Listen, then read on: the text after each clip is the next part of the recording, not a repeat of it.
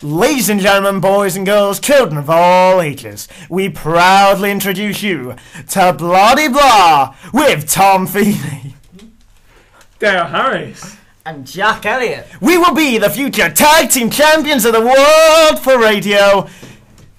It's Tom Feeney. Well, I've been through this. It's Dale Harris. And Jack Elliott.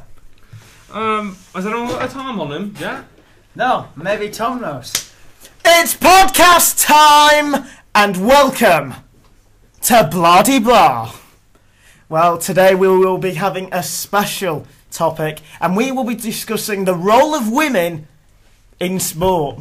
And so we will be going through Saudi Arabia and what's just happened there. We will also be going about female soccer and female football, and we will be hopefully next week we'll be talking to somebody about the issue. We tried to get them in today, they were not available. But anyway, Dale, what are your thoughts? The thoughts on it I was thinking of is about the lack of coverage of women's sports in this country. You know, the only really women's sports you see on the telly, well, women's football is the FA Cup women's final. Yeah. Or the major championships, they show maybe on BBC Three. BBC Three. Not the main ones. And it culminated in Sports Personality of the Year when they had no female nominees, which is a funny story about that. Go on, Shane. Go on. Well, the way it works is it's like a newspaper, a major newspaper, puts in 10 nominees who they think should be like the 10 nominees up for it. Yep. And it worked out as 10 males, and the Daily Mail newspaper went mad complaining, writing all sorts of headlines about the organisers. Then the organisers released each newspaper of who they nominated, and the Mail nominated 10 men, 10 male sportsmen, and no females. Yeah. Egg on their faces. I would just say, you could call it a schoolboy error. We're trying to get that trending on Twitter, by the way. You could, but I won't. So, well, he won't, but... we will. Well, I mean, yes. Oh, thanks for that insight, Jack. No, what I was going to say is, there is a definite lack of female coverage, and also, I mean, just what Ian Holloway said. They asked him about why he thought there were no female on a.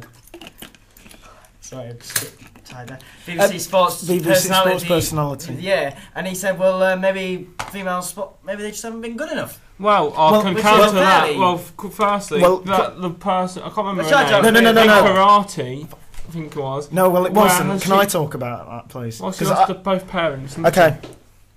It was actually Taekwondo world champion Sarah Stevenson, and she lost her mum, in her mum Diana, and her dad Roy, in the last few months before the tournament, and then she wins, a gold medal at the World Championship in Korea. And in my opinion, winning the gold medal, I'd say maybe, but what she went through to win that gold medal, I'd say definitely. Yeah. We're all talking about heroic efforts when Darren Clark lost his wife and then helped win the Ryder Cup. He, in my opinion, quite rightly got a nomination. And in my opinion, and also Rebecca Adlington. Yes, definitely. I would say that, and even Jessica Annis, she didn't have the greatest year, but I think she deserved it the year before. Well, when you get, Amir Khan, how often do boxers fight? In my opinion, they've got to be winning some big fights to be up for nominees. And controversially or not, he lost. He lost. His last fight. He lost. So why is he up for? Why is he up for it? And it's always the same people. Andy Murray, who's never won a major. He's never won one of the major 4 titles. You've got Alistair Cook. Well, he deserved to be nominated. But also about Andy Murray, I wouldn't say has a big personality. Really, does he?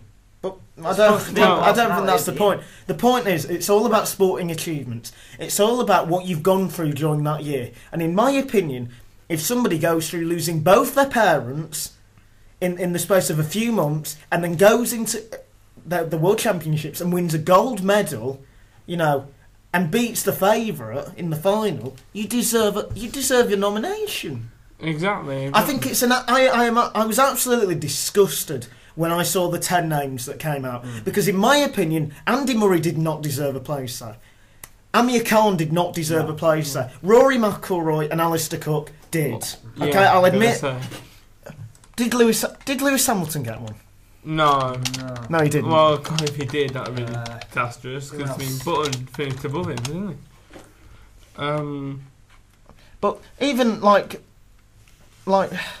Mark Cavendish won, and I think I'd very much deserved in my opinion. Yeah. in my opinion, yes, he deserved it for what he's gone through, you know, and what he's won.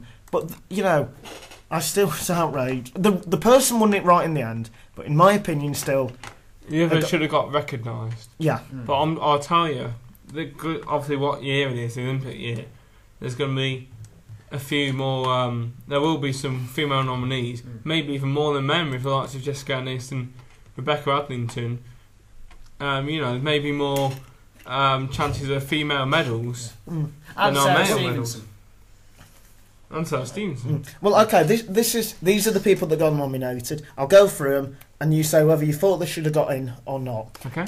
Is this for both of us? Yeah? Well, all of us, Yeah. because I'll have a comment as well. Mark Cavendish, I thought he did. Yeah. I thought Yeah. he deserved it. Deserved it. Free. Darren Clark, I think he did Yeah. for the 2011 Open Championship.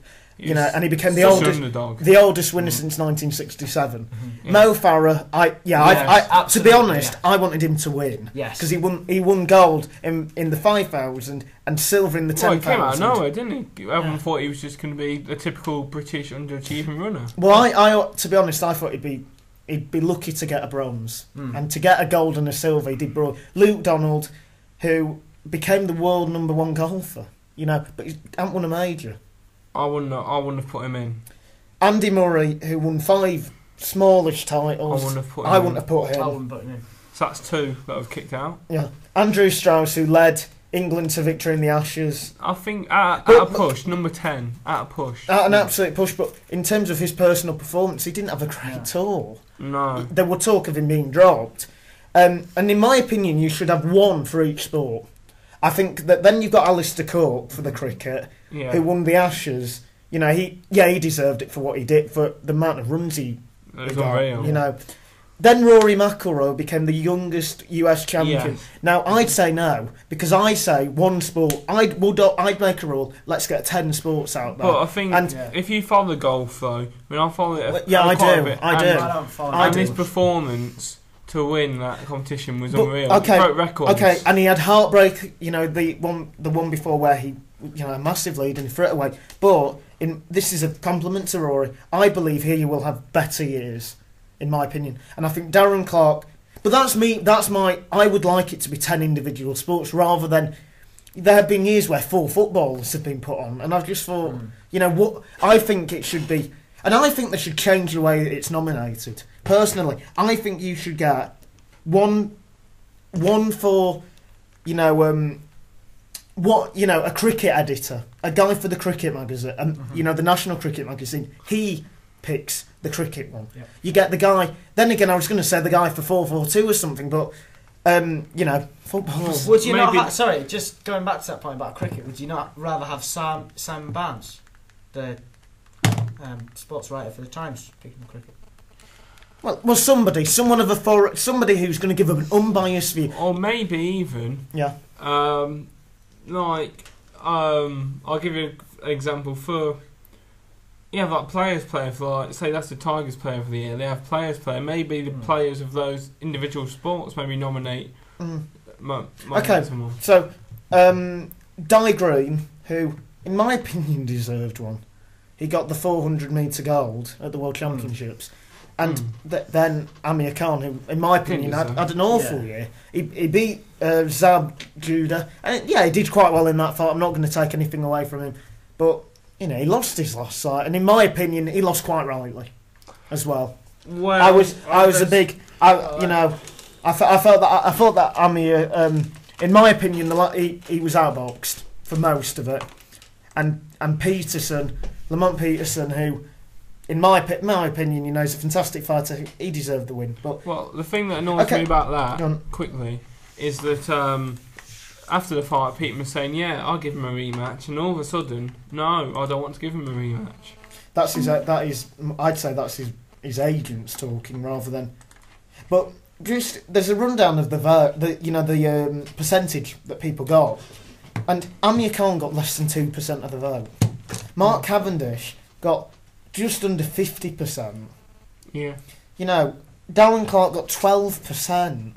And you're thinking, a lot of people have voted, and yet, Mark Cavendish, who came first, and Darren Clark, who came second. Mark Cavendish got more than 4 times what Darren Clark got. And in my opinion, does that mean, it was such a one-sided affair. Was that correct? But in my opinion, if I was going to add women to the equation, and I would have, I'd have had Sarah Stevenson, I would have had Rebecca Adlington, and